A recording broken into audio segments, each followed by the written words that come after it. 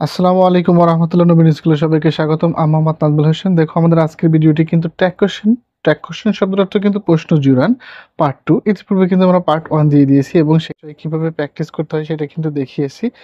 এইটাতে দেখো যে এই ভিডিওতে কিন্তু আমরা রুল 9 থেকে 12 পর্যন্ত করাবো। ট্যাগ কোশ্চেন কিন্তু একেবারেই ইজি, তোমরা পাশে পাস কিন্তু একেবারেই তুলতে পারবে।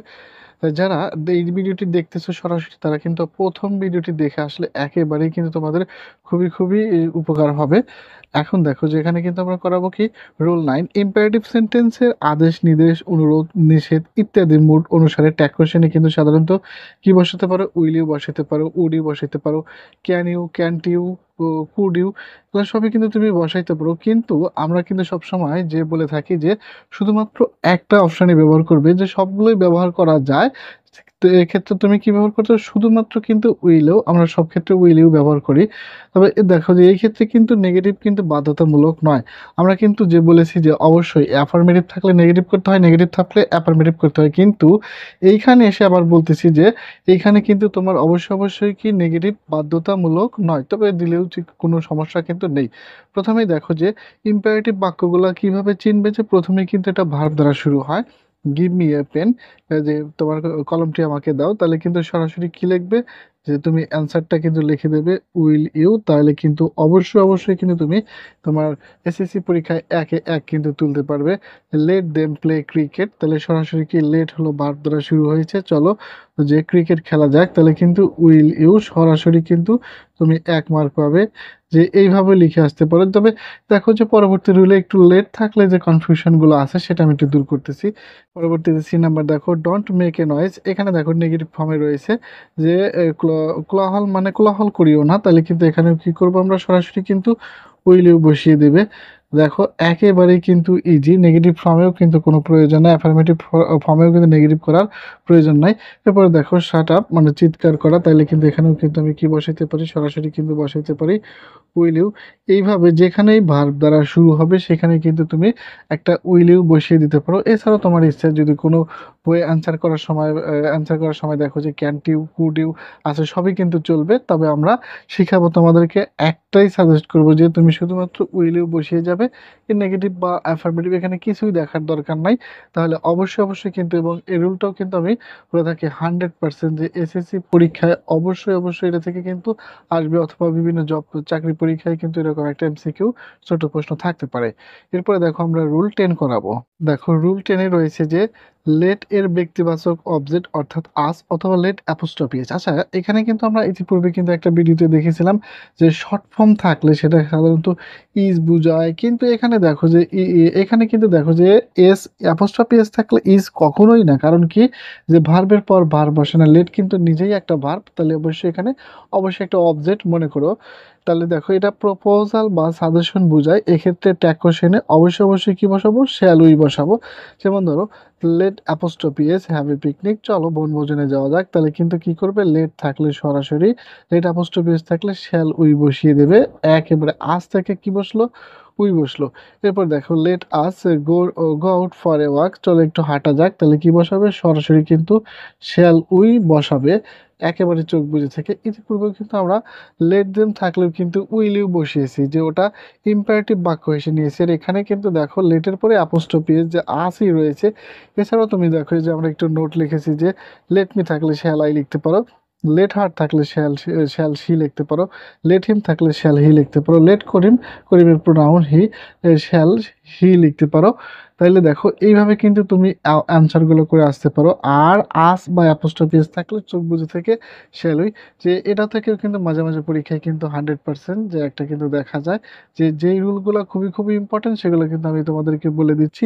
তোমরা এই সম্পূর্ণ ভিডিওগুলো দেখলে ধারাবাহিকভাবে, যে পার্ট 1, পার্ট 2, পার্ট 3 গুলো দেখলে কোনগুলো থেকে অবশ্যই এসএসসি পরীক্ষায় আসে এবং পাশে পাস কিন্তু তুলতে পারবে সেটা কিন্তু আমরা বলে দেবো। তাইলে তোমার একটা এসএসসি পরীক্ষার সাজেশন হয়ে গেল, এবং স্কুল পরীক্ষায় কিন্তু এগুলোই আসবে। এরপর দেখো next rule 11, everybody, somebody, anybody, nobody, someone, anyone, none, all ইত্যাদি থাকলে সাবজেক্ট হিসেবে সবসময় কি বসাবে, দে বসাবে। মনে রেখো যে বডি কথাটি উল্লেখ থাকলে তুমি কি বসাবে, অথবা যে এনিওয়ান, নান, অল এগুলো থাকলেই অবশ্যই কি বসাবে, দে বসাবে। তবে এই ক্ষেত্রে কিন্তু আবার নেগেটিভ পজিটিভের দরকার আছে।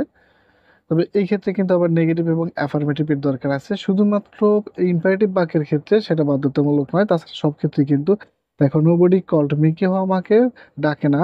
তাহলে কিন্তু এখানে আমরা কিরকম কল্ড থেকে আসবে হলো পাস্ট ফর্ম, যে আমরা কিন্তু বলেছিলাম 24টা অপারেটরে যদি না থাকে তাহলে সেক্ষেত্রে ভার্ব দেখে ডু, ডিড, ডাজ এগুলো কিন্তু করতে হবে। তাহলে এখানে অবশ্যই আমরা কি লিখবো? Did they. আচ্ছা, ডিড দে কেন লিখলাম বলো তো? ডিড দে লিখলাম নোবডি নেগেটিভের কাজ করে, এই জন্য শুধুমাত্র ডিড দে লিখলাম। এভরিবডি শুড হেল্প মি, এখানে দেখো অপারেটর রয়ে গেছে যে প্রত্যেকেই আমাকে সাহায্য করে। তাহলে সরাসরি আমরা কি লিখবো? অবশ্যই লিখবো যে শুডেন্ট, শুডেন্ট দে, এখানে কিন্তু অ্যাফার্মেটিভ রয়েছে, নেগেটিভ করব শুডেন্ট দে। এইভাবেই কিন্তু অ্যান্সারগুলো করে দিবে, তাইলে কিন্তু তুমি অবশ্যই কিন্তু একে এক পাবে কিন্তু। এরপরে দেখো none is to under the sun, যে কেউ রৌদ্রের নিচে দাঁড়াবে না। তাহলে কিন্তু দেখো এখানে আমরা কি লিখবো?